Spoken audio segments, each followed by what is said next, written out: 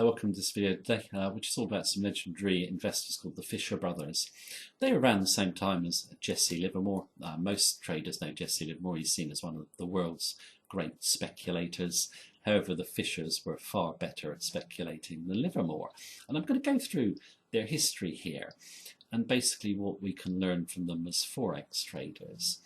Now, they were around in 1920s Detroit, and they made a vast fortune manufacturing car body shells. They were the biggest in the US. They fell in with GM and basically made a massive fortune. They decided that they wanted to try their hand at investing, so they went to Wall Street, and their first stock investment was nearly a disaster. They realised they hadn't really got the knowledge of the industry and they didn't really know what they were doing, but they soon put that right. And they started doing trade after trade after trade. And their hallmark was they were very aggressive traders and they were very disciplined.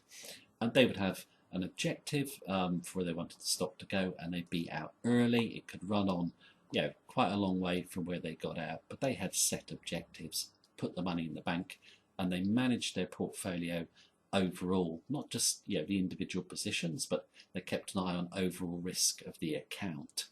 Their reputation became so big that their mere arrival on Wall Street could actually rally the market because people thought something big was going to happen now the Fischers were there. Now, when it came to the 1929 crash, on the first wobble of the markets, the Fischers basically closed out all their positions. They'd made $100 million. They put it in the bank, and basically they went back to Detroit and they never traded again. They shunned the limelight and the press and so forth and led quiet lives. Now, what can we learn from the Fischers? Well, I think that what we can really learn from them is the discipline and self-control that they had, and also they worked to a plan with specific objectives.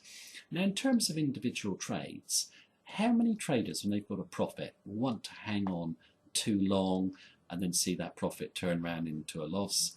Or they basically want to gear up because they're winning, they get excited, and then they face the inevitable wipeout. You see this happening in Forex trading all the time. Traders can trade with discipline and make money for a period of time, and then suddenly it breaks down. They have a lapse in concentration, expose their account to too much risk, and then basically they're out the game.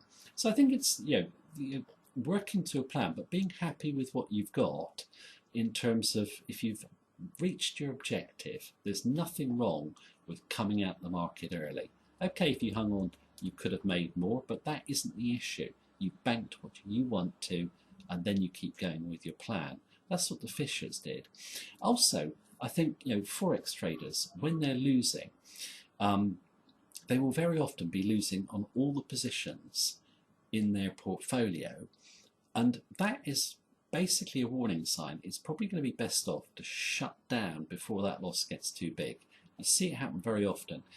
Traders lose on all their positions and then get wiped out. As soon as you see your whole portfolio of trades going into deficit, best to bank them out, take the loss, have a break, and then come back with a fresh, clear head. You never want to lose too much in Forex trading.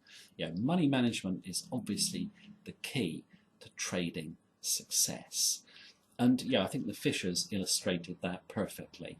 So they had a plan, clear objectives, very, very good risk control, and they were also very humble guys, nice, likable people, and they weren't arrogant at all.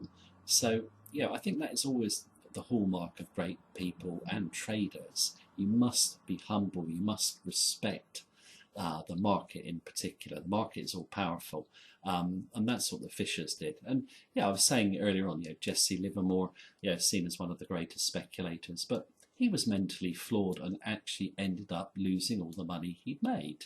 The Fischers didn't, and I'm sure if the Fischers would have continued trading, they wouldn't have lost much money either. They were very good at what they did. Okay, they've forgotten the history now, but I think it just shows that guys can come into a different industry with the right education and basically win.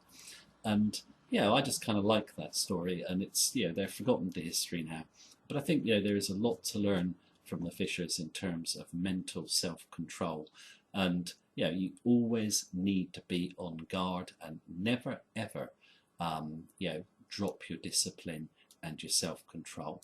So that's the video for today. Thank you very much for watching me. Take care. Have a good day.